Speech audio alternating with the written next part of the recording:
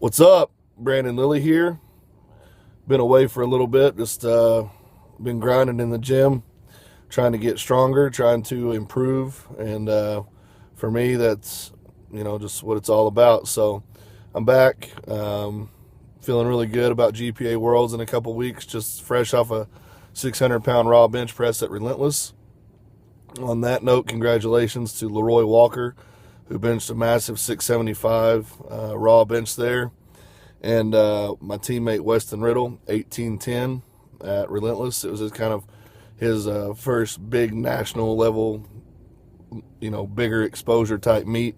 And he pulled through. I mean, he had a huge meet and did everything that he went there to do. Check out next weekend. Got Iron Mafia competing at the SPF Record Breakers. Going to be some huge, huge numbers down there. Going to GPA Worlds in 2 weeks. I'm going to be amongst some of the greatest lifters of all time.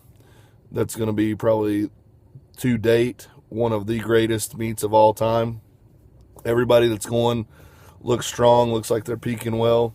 I'm more or less just happy to be a part of the show. I've got some goals. I've got some some self-induced pressure to perform because I don't compete to lose. I compete to do the best that I can do. And just looking forward to a great time down there. But our gym, Iron Mafia, is doing some really big things. Really, really proud of the steps we've taken to become not just a powerlifting gym, but a nationally known, nationally recognized, all-time list ranked powerlifting team. We got our girls setting world records. Got 3 guys over 2,100 pounds now.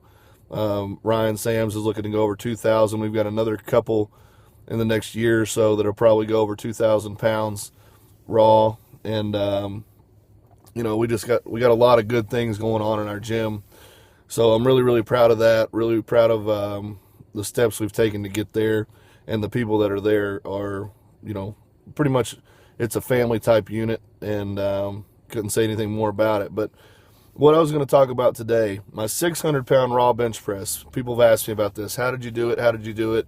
Coming back from injury, yada, yada, yada. Well, the injury in and of itself was a blessing in disguise, and for a lot of reasons. Inside the gym, outside the gym, coming back from the injury, I was given a different perspective, specifically on the bench press. What a lot of people don't know, and I'm not trying to make this sound worse than it really was. I dislocated my shoulder when I fell, or I slightly dislocated it when I fell, and when I went into the surgery, they had my arm on a table in such a way, because I was bigger than the table. They kind of rigged up this armrest, and ultimately it slipped further out. So for the 6 days that I was in the hospital after my initial surgeries, I had very, very limited use of my right arm. It was very, very painful. Like I said, it was dislocated. And the option was surgery or wait till I get back and see my massage therapist and let her work on it. And I decided, I'd get through the pain and get back home and see her. So I got back home. She massaged it. She relaxed the joint. She just continued to work the joint back into place. We got it set. But when I went back to bench, it was like I totally forgotten everything. All of my movement, all of my pressing power, everything felt foreign to me. But this was good, because throughout the years I developed a lot of bad habits, and much like in the squat, much like in the deadlift, I'm strong enough to push through those bad habits. But starting over, what I allowed myself to do was correct those bad habits, do things the way that I've coached others to do them, do things the way that I've learned since I began lifting was better than the way I was lifting, to implement some technique changes, various hand positions, things like that. So I started basically all over. And I knew that the strength would come back relatively quickly, because strength always does.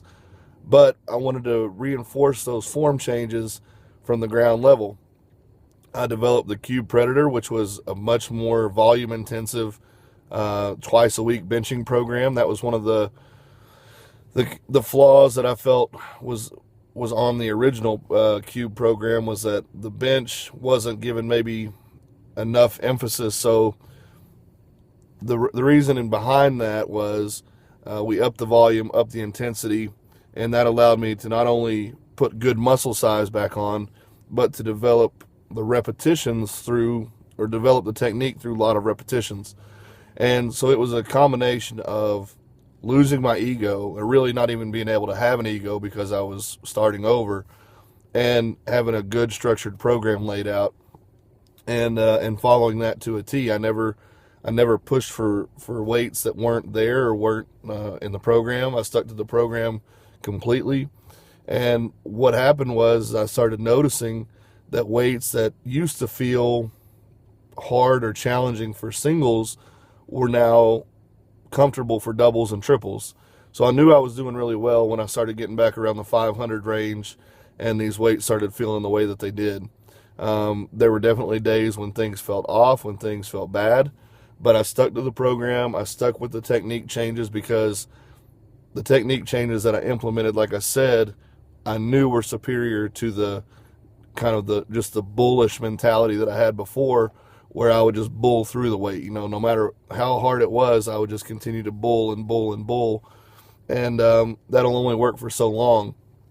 So the message I'm giving you is, if you're stuck, if your gains have slowed down, whatever it is, don't be like me. Don't wait until something happens to make you go back and do the obvious.